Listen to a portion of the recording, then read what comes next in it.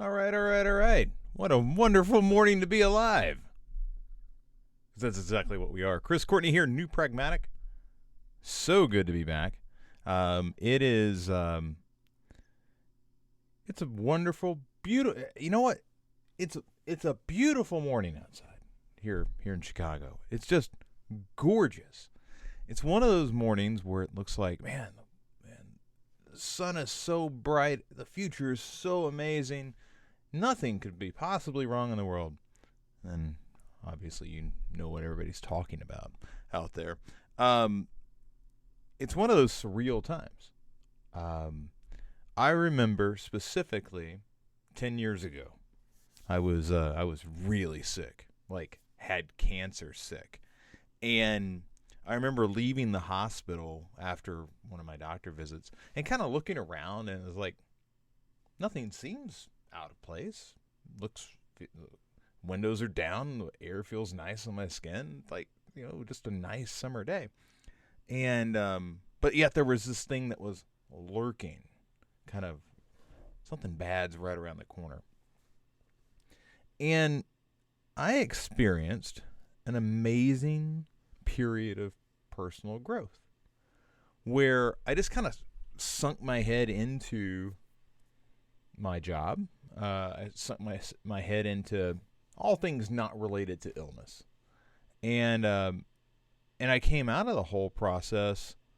That was when I learned how to code. Through that period of time, that's when I finally I shed my fear of code a decade ago. There was a point in time where I was just fearful of anything involving websites or any of that stuff. And because I was designing for mobile apps at that point in time, but I did not know how to code. And that period of time is when I broke through. And we may be coming upon a period of time where things are going to be kind of crazy outside of your immediate sphere. I invite you to come right here. I'm not going anywhere. We're going to be here every single weekday, doing the feedback loop, constantly working on our craft, constantly growing. And I want you to know that that's here for you. Okay? So whatever's happening out there, don't worry about it. We'll focus on our craft right here. We will iterate ourselves up and through it. World's not going away. It's just going through some things. So, I wanted to say that because it did dawn on me as I was taking the kid to school this morning. I'm like, man, this world's kind of crazy and everybody's worried about things and it looks fine. It's a beautiful day, but there's something lurking around the corner. Focus on building your craft. Take all that worry and put it into your work. You'll look up and everything will be settled when you get to the other side of it. So I wish I could do that with politics. Anyway, I digress. There's lots of great work to look at this morning. There's a lot of great conversations to be had. Rebecca. Hey, by the way, Rebecca.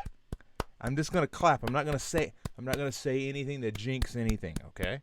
I'm just gonna clap. Okay, because I know you've been busting your tail interviewing, and I'm just gonna clap. We're not gonna say anything.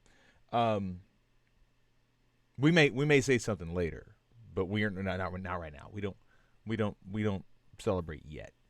That said, got work in from Eve, got questions from Tejal, got questions from Rebecca, and Kara actually had a question about Stark. So I'm going to start there because Stark is a plugin that we utilize in the Color for Accessibility chapter, and it dawned on me that was one of the videos that I recorded that I forgot to record my screen.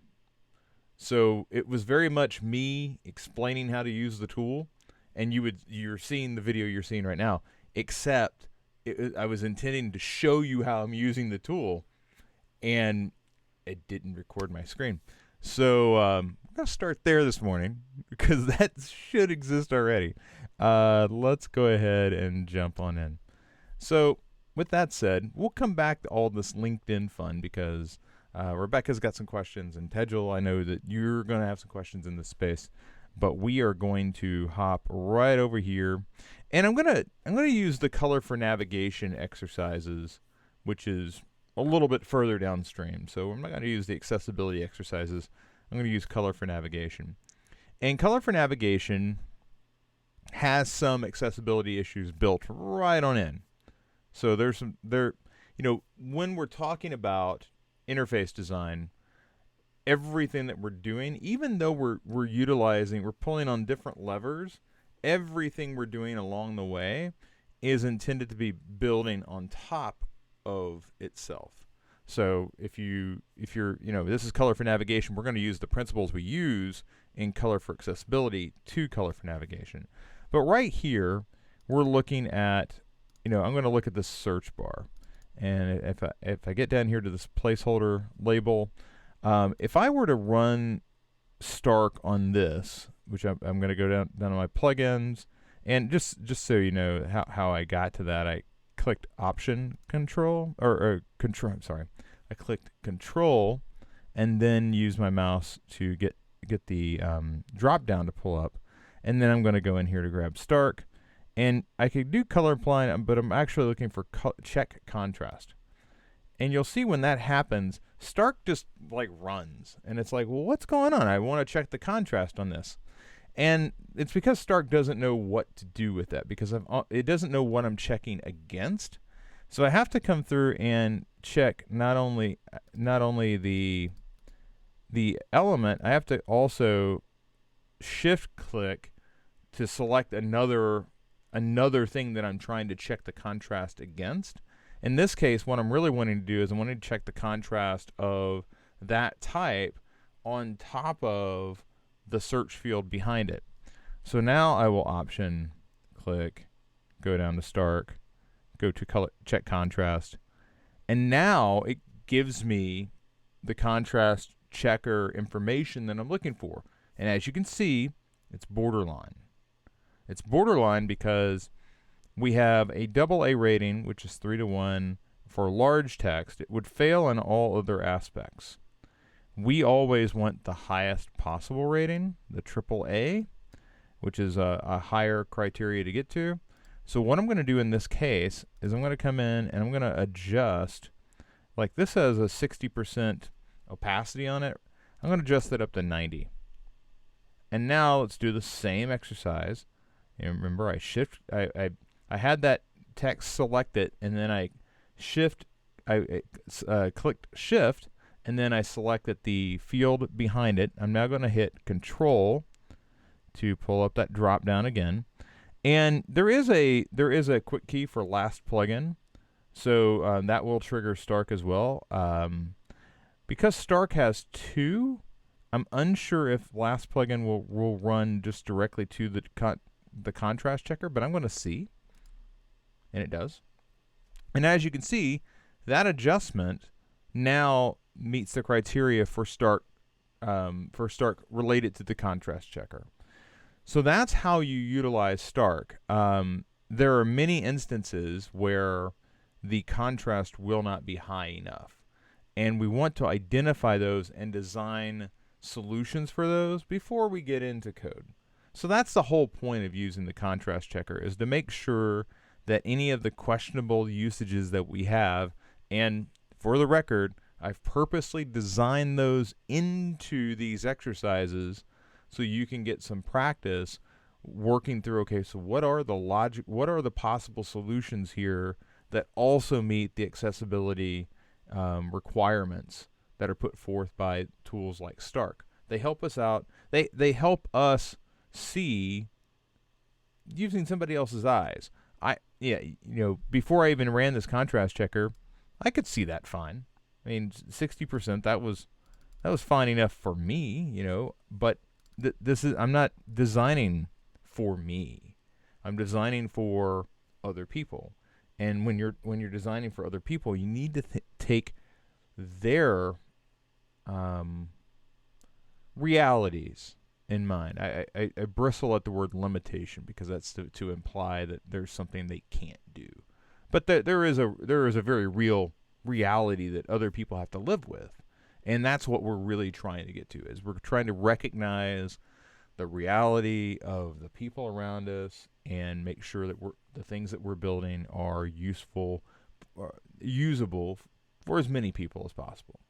So that said, that's Stark. Kara, I hope that is helpful. If you have further questions, please let me know. But it really is just selecting the thing that you're wanting to check actually, I'm sorry. It's selecting the two things that you're wanting to understand the contrast relationship between. Without selecting two, it's very hard for Stark to know what you're, what is the contrast? Well, what am I contrasting against? So you always need those two. All right. Let's go ahead and jump in. Let's jump in. Eve has submitted her information design exercises, and hopefully that contrast checker thing is helpful to you as well, Eve, because Kara is just ahead of you as she works through color accessibility. Eve has worked through the information design exercises, and the first one is design principles. And here you've noted that proximity is present as well as similarity. One thing that I really loved was the way that Kara went about identifying where these laws are, because as you probably realize, many of these laws are present all at the same time. But proximity, anywhere that you have sections basically grouping information, like this information is all related by proximity, as the nav bar is almost always related by proximity. These items here that have a clear label, they're related by proximity. This is when you look at just this type right here, that's all related by proximity. Similarity is clearly holding this area together. You could also say symmetry as well, like anywhere that you have, like this text is very symmetrical, it's centered. This entire unit here is centered as well. So and then there's this whole idea of continuity. Like if I click on any of those nav items, I'm expecting them to take me to a place that's related to that information. So that's where continuity comes into play. So while you've noted these two, I think we've also seen where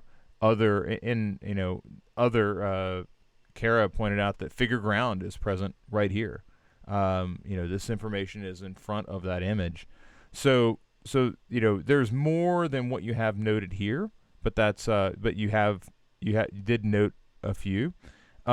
Here you went through, and obviously proximity, similarity is screaming at us here. Symmetry is screaming at us here. Continuity is more of a where question. And he said the bottom of the page or the images are slightly cut off. So yeah, I could see that. Like this idea that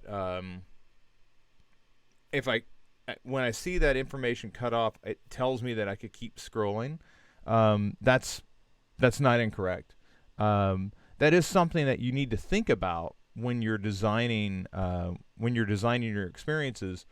You need to give people a hint that there's a little more to the screen in one direction or another. Like,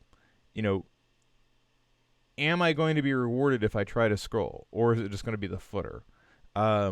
Always try to hint, like, show a little nudge, or show some color, or show a little slice of the typography. You won't always be able to hit that, because obviously people are on all sorts of different screens. And particularly with browser windows, you can shrink them and grow them. But one of the things I like to do is I like to really focus on mobile, and making sure that on the standard, I say standard, but there is a common height to to mobile devices, there's actually two common heights. There's the iPhone 10, and I want to say it's the Galaxy 9, are very similar in height and width. And then the plus size phones, the phablets, if you will, phone tablets. Those are also similar in height. So with mobile, you can definitely target like, okay, I want to make sure that this information is showing up just a little bit at the bottom. So let's keep going. Proximity, like this stuff all works together. Similarity, like that. This symmetry, you can like draw a line right down the middle, and this stuff just all evens out. I will go back and look at your text here. I do think I'm gonna adopt Kara's color coding though, because it was so smart. Yeah, and I'll put it in as an example. Like here's how I want this. Here's how I want you to color code this. So proximity again. Anytime you have these sections, here's one section gathered by proximity, and here's another one. Similarity. You can make this. This one is really following that law. There's not a lot of similarity here. There is movement here though. Like that's something that we haven't really talked about a lot, is how the juxtaposition of elements can allow you to move through a design. Typically when we talk about the eye tracking pattern, we see people start up here in the upper left. If your primary language is English, you start in the upper left. And this is something Rebecca and I have talked about recently, because she was designing a Hebrew site, and Hebrew reads right to left instead of left to right. When your primary language moves right to left, you actually gravitate to the other side of the page. So keep that in mind if you're ever doing any sort of translation work. That's why a lot of Israeli websites that feature Hebrew, the logo is over here in the other corner. But the reason why a lot of logos are here in the upper left here in the States is because our language reads left to right, and our eyes immediately go to the top left. You read across, that's where your navigation is. You come down, that's where your hero unit tends to be. You go across, that tends to be some sort of featured product shot, because we're reading right to left and we're moving down to the next bit of information. What's interesting here, though, is I might wand over this area, but when you look at it in its when it's zoomed out form, you really get a lot of movement from here to here, and it's because these are similar forms. And you actually move from this logo to this version of the logo to that version of the logo, because your eye is encouraged to track that. I don't think that this actually plays out in a browser the way that we're seeing it here, because in a browser, this page like clips off like right there, maybe right there. So you're definitely getting this movement because of similarity, but there's also a nice juxtaposition between the size of this typography and the size of this image here. So just know that there's a bit of movement happening here. Our eye is encouraged to move around for a couple of different reasons. But I really like how you identified these laws that were in usage pretty much across the board. Let's go ahead and jump into part 2 of the exercise. This is all about constraints, and thank goodness you did the good thing. You paired up the right content together. Although, no love for the weekend. Come on, the weekend's great. Who doesn't love the weekend? What I do like is I like the idea you added this continuity factor into your solutions. This arrow, I'm guessing that, I'm thinking about this in terms of like I'm on a phone and I like tap that, and it probably slides over the album with all the tracks. Like you can see that movement, that continuity in the design with the way you had it. Here, you've done something slightly different with it, and oddly enough, you were like, you know what, I have two ideas for what I'd like to do here, and you smartly you've got the comments here, you've got the star rating, you've got the album and the band name. You kind of switched around what went in each of these content spots, but you're still featured on the right content. But you have this, like, I'm going to slide back and forth between albums, and this could be any collection of albums. It could be metric albums, it could be alternative albums, it could be albums from the 2000s, in like a decade span. So I like that. I like that forward thinking here. That's pretty strong. And you're probably looking at this going, well, here you could have left it off and not really been missing anything. But here, after you place the album, and by the way, I really like you got to recognize that she's also got it on a very clean grid. The baseline grid is in full effect here, so that's kudos. Also, you've put done your best to align this on a vertical grid as well. So grids all around. But what you end up with the shape is unless the album's going to go edge to edge in the full size, you've got these wings down the side that you're like, okay, well, what do I do with this? And the addition of navigation elements to each side is logical. So I really like what you did here. And that's really it for part 2. You might notice there's a slight bit of difference between some of if you've been watching Feedback Loop, there's a slight bit of difference between the organization of this set of exercises and the organization of earlier sets of exercises. And what I've done is I've broken these apart mainly because what I found was the left rail here in Figma just got bloated with information. If you needed to ungroup things, it got really unruly when I didn't utilize pages effectively. So I'm trying to utilize pages effectively so that this information is all separated out and it's easier to see the exercises. So just know that I've went back and updated earlier exercises where we didn't have this usage of pages, and they're all marked like exercise part 1, part 2, part 3. But I just wanted to point that out in case you saw like Kara's submission from a few days ago. It wasn't broken down like this, but now I went back and retroactively updated those. I'm constantly tweaking this thing because I always want it to get better as we go. Interface design. I'm just geeky. I'm geeky about it. I really am. I really love just getting in and messing with fonts and colors and organization and trying to help communicate with our users. So exercise 3. Now, let's go in and take a look at this. So exercise 3, if we zoom in, this is the exercise where we're updating an existing site. And this is quite common. This is one of the most common things that you'll be tasked with doing is, hey, we've got all these things that were created before you got here, and now we need to update them.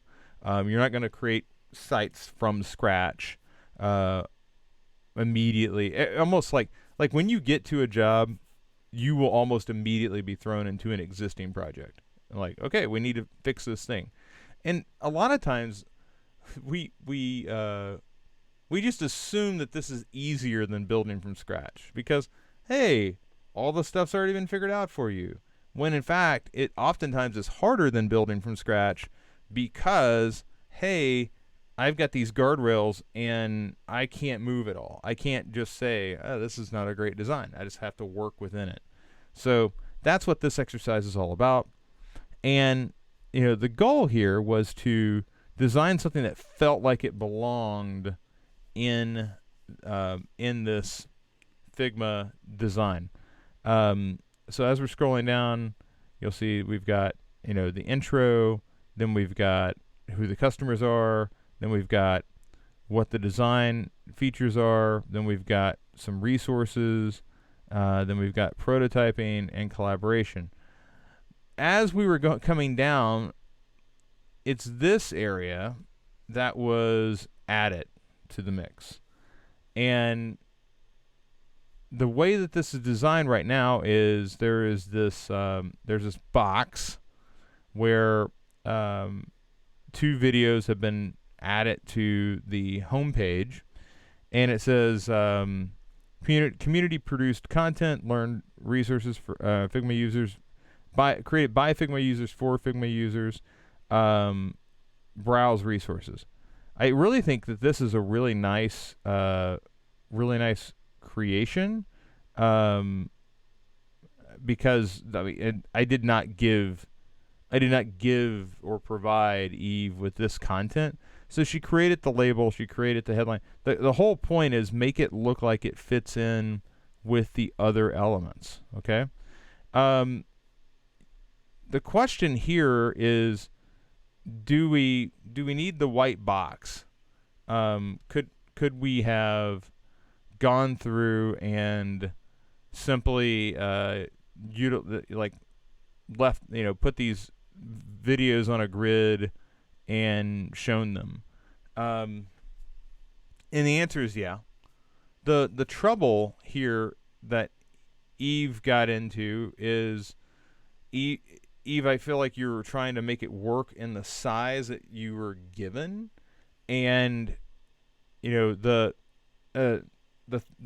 trouble there is, as a designer, we're often kind of given, okay, here's the space you've got to you have to work within. And the thing we have to realize, and Kara realizes this because she does information design in print, which is restrictive by nature. Pixels digital design is not restrictive by nature. You can always scroll. Okay. So what I'm looking for here is I'm looking for somebody to reach out, knock on the door, and say, hey, can I adjust the size of this box, or do I have to work? Do I have to work in this box, or can I make it larger? And once you ask that question, they say, sure, or they say no. I mean, you don't know what they're going to say until you ask. But if you ask that question and it comes back that, yeah, you've got more space, what would you do? If I said you could use, if you get up, yeah, we can add up to like 200 more pixels to that box, to that section. Knock yourself out. The question is, what would you do? I'm not going to tell you what to do, but I am going to say that the white box on the background, that breaks it apart for me from what's going on down here. There is no like white box around the illustration. Same thing here. It's like everything's being shown. The one outlier here is there is a box that has an element inside of it here, but that's not that is its own illustration as part of a larger element. It's not like off to the side. So my question is, if I said you could make this box larger, what would you do? So I'm going to kick that back because I want to take another spin at this. All of this, great, love it, that's fantastic. But if I gave you 100 more pixels, would you have to use the box, or 150 more pixels, whatever it is that you need? Would you have to use the box, or would you come up with a different design? Because the box right now feels like, I don't have space for 3 things. And 2 things is too little. I'll put it in a box, and I'll use the box shape to do it. And also, I would say if you were going to use a box, I would go even on these, like that, and then that means that these elements are going to come further in, and then I would, I'd make it even all the way around, just like you have it here. Like you have it this even all the way around. I would do the same thing here, and right now like this is closer to the edge than that, and then there's a space in between. So like the design inside of the box, it's either we need to add more space or we need to adjust the design inside of this box so that it is more consistent. Okay? So I'm going to kick that back to you. Overall, I like the other work that you did here. I really thought this was superior. And that's weird. It's so weird, Eve. This part is where I feel like most people like just faceplant. This part is a little, sorry, not that part. This part is a little easier for most people, but you crush the part that like makes most people like throw up in their pants. So with that, throw up in your pants. That's kind of interesting. I'm just coming up with all the terms today. Let's jump into career stuff. I like talking about career stuff. You know why I like talking about career stuff? Because I like people getting jobs. Serious. I'm absolutely serious. I was asked why I stepped away from media. Because when I did media design, I was in a situation where hundreds of thousands of people saw my work every day. Because when you work at a media site and you do an illustration and it ends up in print on the street corner, like somebody delivers your artwork to the street corner every day, or it ends up being featured on the homepage of a site that's seen by millions of people every day. Like there's like an ego thing to that. But the thing that I realized in doing all that, I didn't make a single person $1 in that endeavor. Put no food on the table for anybody other than myself when I did those things. And when you get a job, when you get, when you land a freelance gig, when you score the big promotion, when you are able to launch a new career, that is food on the table for you and your family. And to be part of that is way more important than a million people seeing your illustration in the morning. That illustration doesn't feed anybody. It feeds me, but it doesn't go beyond that. So just know, I really geek out on you landing a gig, being able to do this as a profession. That's why we do it. That's why we do it. So Rebecca had some questions here, and I'm kind of wanting to zoom in here because I see some things here up top.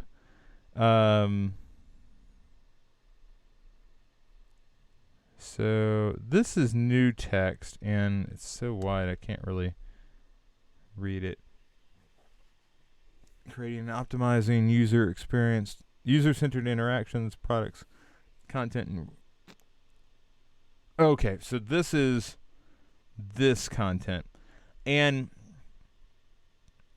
Rebecca had a question yesterday as she's been applying for positions, and to her credit, she has many freelance gigs here and there.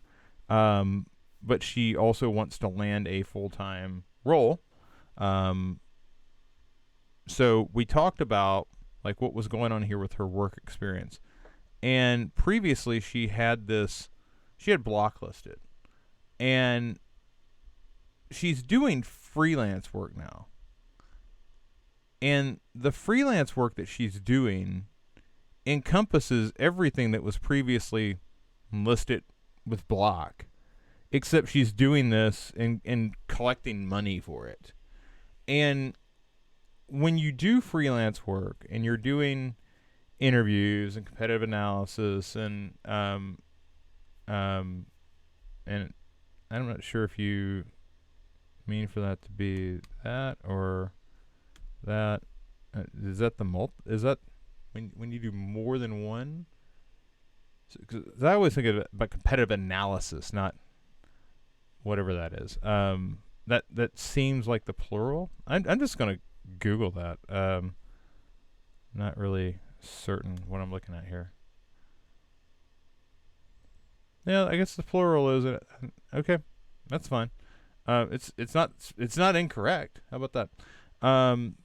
But we're talking a lot about what to do with this segment, and it looks like, for the most part, I do think that often working with remote teams of designers and developers. I think that's. Um, I see you moved it to the bottom in this item up here up top, and I think that's fine.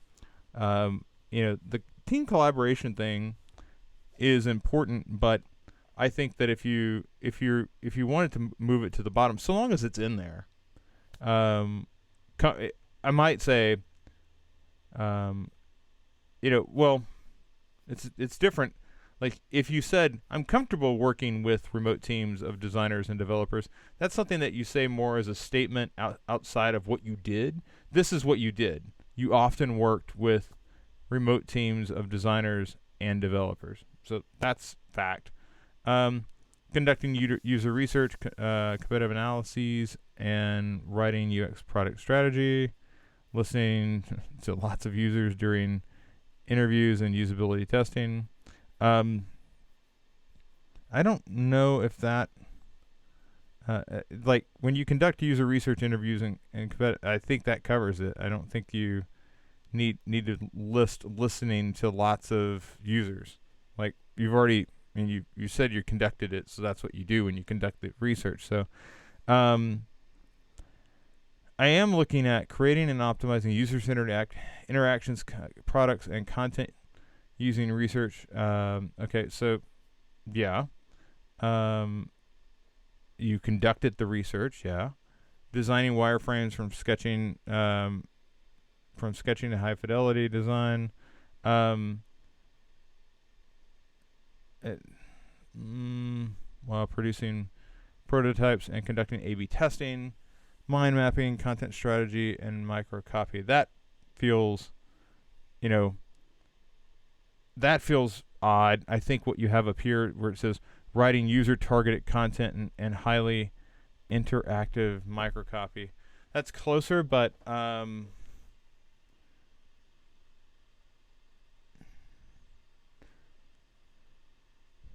writing user focused, well, you got user centered, user targeted, you know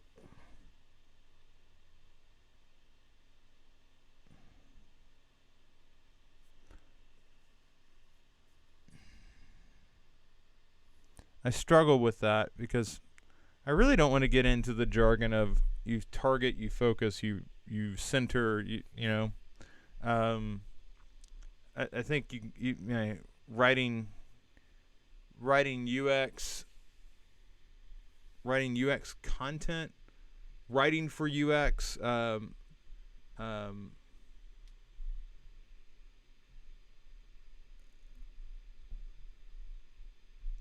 I don't know, writing UX content, in addition to microcopy for interactions. That might be a way to get us. Suddenly, I had to look at my microphone to make sure it's plugged in. That might be a way to get us there. So, writing UX content, and microcopy for interactions. That might be the way to cross that chasm. But I think any of that's better than mind mapping, content strategy, and microcopy. So that's how I would tighten up that. Tejal, though, actually sent us across her resume earlier, and I'm just gonna I'm just checking things out here. Yeah. Okay. Yeah. Rebecca sent across a little note. So you can see, hey, there's like lots of people here that you should recognize. Um, so when you're looking at your LinkedIn profile, and I realize I've kind of leaped over Tedgel. I promise. I promise I will be right back there. Okay. When we talk about our LinkedIn profile, Rebecca has some questions about hers, and one of the first things that I would encourage you to do is make sure you understand what your public profile settings look like. There is a way to customize your URL so it is focused on you. And I believe if I squeeze over to, sorry, I gotta get Rebecca's over here. I believe she's done that. Yeah, she's clearly Rebecca Barr Design. So she's gone through and edited this. So you can edit the content. You definitely want to turn your profile on for public visibility. That isn't something I think that is just automatic. You can't control who sees it. Who sees your profile photo and whatnot. I mean, there's lots of controls in here. Unlike Facebook, they do not tend to surprise you over time with updates. This about section is pretty interesting, and what I want you to really focus on is it's fine to have a long about section, but you want to make sure that this first sentence says something amazing, because when we look at this, you can see the about. It's just that, okay? You can click see more, but how many people do? So I'm going to refresh this because I want to make sure we're focused on what that about graph says for Rebecca. Hi there, I'm Rebecca. She's Rebecca. I'm not Rebecca, but I'm just reading it. A UX CX focused digital and tangible product designer with a senior level background in retail, wholesale, manufacturing, and e-commerce. I was not yawning because I'm bored. I was yawning because I had a late night writing content. I like the emoji. Hi there, I'm Rebecca, a UX CX focused designer, or focused. I don't know. I almost would say a UX CX focused designer with a senior level background in tangible goods for retail, wholesale, manufacturing, and e-commerce. I think I would shift that tangible product to your senior level background. Like, senior level background in what? Well, tangible products. So I can make real things. I think that like decouples it. Sorry, that decouples it away and allows them to stand separate from one another. I really do believe that's a pretty good thing to do. You may not agree, and it's okay. But for me, I would that's how I would break that up. And then what you say past there is really up to you. I'm currently working as a freelance designer and consultant. I focus on building minimalistic, ethical, and transparent products and experiences that work both for you and your customers. That work for my clients and their customers.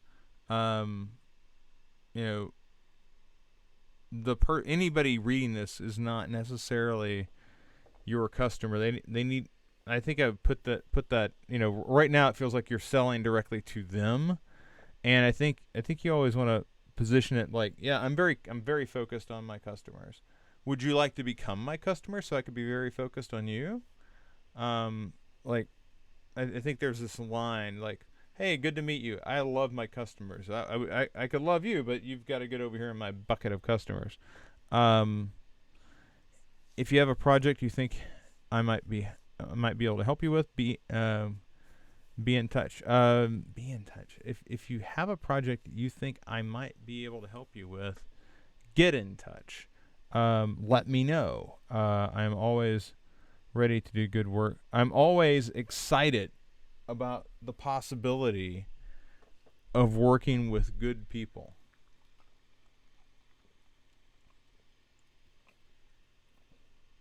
I'm always excited about the the opportunity to work on interesting projects. Like there's a lot of different ways that you can cut at that, and I don't think we've quite got it yet. That about section needs a little massaging.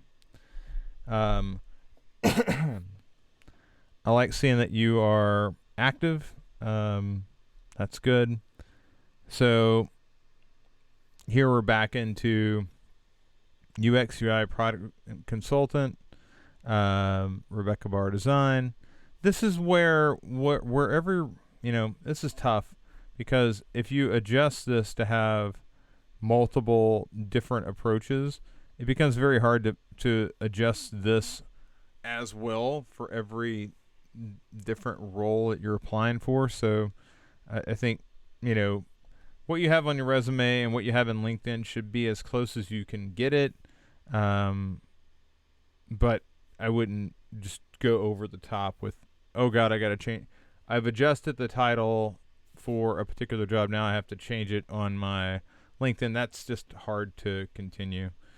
Or it's hard to chase down. So product design. Hey, you have a recommendation.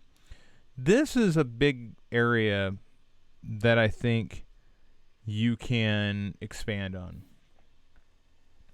And it's one of the common things that you'll see floating around if you read any at all about how do I boost my signal. I need you to go through and give 3 recommendations to people that you've worked with in the past. It can be recommendations on anything, but when you give a recommendation without requesting one, the likelihood you're going to get a very nice recommendation in return is very high. And you need people. It also signals to people like you might be looking around for a gig, and that sparks conversations. So I would like to see you deploy some recommendations from people who have not given you one. Like not sure. Oh, you gave me one. You see how that works? I gave you one on the 29th, and you basically gave me one on the 29th. So that back and forth was very good. I need you to do that 3 more times with 3 other people that aren't me, so that you can begin to build up the number of people who have recommended you. Because just seeing a recommendation from me, where I'm saying Rebecca's tenacious, and you are, you need volume there. Okay, so that's my 2 cents on that. I really do think that writing recommendations is tough. So don't be surprised if it takes you a couple hours to first identify who, then identify what you're going to say, and then send it to them. That's a lift. Okay, it's not something that you don't just sit down one morning and go, I'm going to write 10 recommendations today because it's so easy. No, recommendations are tough. So I do want you to step out and do that soon. Okay. One other thing I might say is I like the Vincent van Gogh. I would like it more if it was just the painting. Um, I think the typography being in there, it's busy.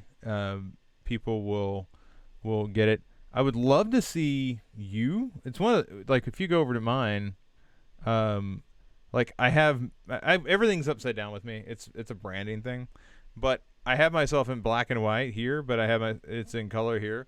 I would love to see you in color some like here, but I also understand like this is the image you're using everywhere, so that's fine. Um, but I do think that I would probably just go like without the text on the image, and uh, you can get this painting really from anywhere. So consider it. It's not a must, but um, be sure to take a look at your public profile and what you're broadcasting out there. Make some recommendations for colleagues, and then I think you will be off to the races. So that's just a couple things for today. We can continue to refine this, but I'm going to move over here to Tejal for a moment. So Tejal has her resume that she submitted, and there's a few things here that I wanna focus on, Tejal, and it is that one, this really needs to be one page, okay? And I know that seems like what, one page? How am I gonna make it into one page? I squeezed 20 years into one page on my resume, and a lot of it is you're going to have to consolidate a lot of this into a relatively short thing. And I might just put it in there as a paragraph, like a short paragraph that doesn't get into the bullet points, but gives you an opportunity to talk about the types of work that you did. I might even cut down on skills and maybe put clients. And here's just a list of the clients that I've worked with, because a lot of your work is for individual companies, which makes this very hard to pull together. So you've got ESPN and freelance and education and awards and nominations. And another thing that I would probably do is I'd probably consider pulling this profile over to here. I would consider even getting rid of the logo. It's taking up a lot of space. I would also consider getting rid of the screen and just using space. I'll show you an example of mine, and I show you this mainly. Well, I thought I had it. Yeah, here's mine. Oh, and there it is. So rather than getting into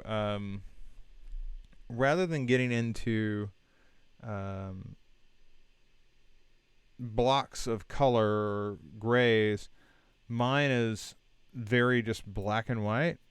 I focus on typography. I focus on baseline grid. Like if you go down, like you'll see it lines up here, right? But if you work across, you'll see that it lines up there and there and there.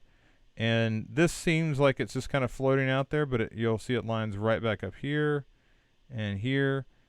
And the whole point is that your baseline grid, if you're doing it right, it will sync up the horizontal movement of your page.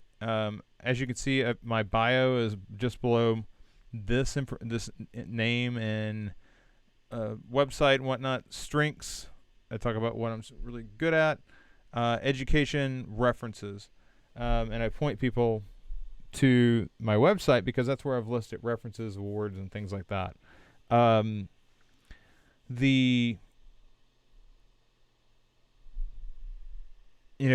This encapsulates. Obviously, I have not updated this because I haven't been at Block in a long time, which is weird to think of. But this is like 18 years, yeah. So 20, I guess. Well, let's just say let's just say 17 years. So 2019 through 2002. And, I was able to list out Los Angeles Times, Chicago Tribune, Chicago Blackhawks, WGN, KTLA, WPIX, LA Walk of Fame, Chicago Football, Chicago Tribune Football Network, Astrosource. Those were like some of the clients that I worked for in that role. And somehow okay. This talks about responsibilities. This talks about, building for various devices. So, you get the idea. The point is, I think when you're looking at what can I do in here to tighten things up, one, it's get rid of this. If you get rid of the background, that immediately allows this some room to breathe. This area can go wider. If you get rid of the background, this area can come over. That gives you more space to work with. If you get rid of the logo, or if you just move the logo to where it's just the T up here in the corner, that means that you gain a lot of space here on the side. You've got contact and skills and all this replicated. I think that you could even probably slide up education and awards into this space. I think that you can truncate the skills. Maybe it's 2 columns of information. You can truncate this into paragraph form. There's just a lot of tightening that can happen here. I would encourage you to look into putting this in a form, like putting this into a Figma file where we can just begin hammering on it. Right now, it's just you're in the very early stages of carrying this forward, but I do think that it's a situation where the format it's over designed right now. Okay, it's just over designed, and when we start talking about applicant tracking processes or applicant tracking systems, an applicant tracker, which is it takes a file like this and it tries to read it. The AI is going to spit this out as invalid because it's got a logo, and I realize mine had a logo too. I'll explain that in a second. It has a logo. It has a background. It has some kind of weird typographical usages. The applicant tracking process or system is going to look at it and go, I can't parse this. I'm going to spit it back out. One thing I'm advising people to do is to have their application ready to go in a simple Word doc for submission to applicant tracking process systems, and to have a designed version of their resume for in-person interviews, handouts, things like that. I think we're in a world where you have to have both. I've tried to thread the needle and we'll just remove the logo. Applicant tracking systems are still failing to read those, and I tested that out myself. Okay, I got the standard you need to improve all these things because our system wasn't able to read your resume. And the first big one is if you have any sort of image or any sort of color block, the applicant tracking system is going to crap out. So welcome to the realm of robot HR. That is what an applicant tracking system is. It's just AI trying to say, this person used 65% of the keywords we're looking for. Put them in the good pile. And it's like, oh my God, really? Or is that where we're at? And that is where we're at. We're at the spot where they're doing keyword parsing on these resumes, looking for whether or not you line up with the job posting that you're applying for. So we have to think about this in those sorts of terms. But the first thing that we have to do is we have to get this in a form that an ATS can actually consume it. And right now, this isn't it, mainly because logo, color block. So let's go with space. Let's make it black and white. and let's get this into shorter paragraph form so we can, like, we need to get this down to one page. Okay. All right. You also had a question about how do you add UX experience, since I haven't done any projects professionally. I think that I would probably slide that under Studio T Creative. Motion graphics, motion graphics, comma UX designer / creative director. And then I would begin, because you have this Studio T Creative, it's your thing. It's whatever you want it to be. I would begin sliding my information under that. Much like I've told Rebecca, get rid of the block thing. This is your freelance thing. Put it there. And then as you expand, as you get first freelance gig or the volunteer gig or the whatever, you can then begin to build upon that.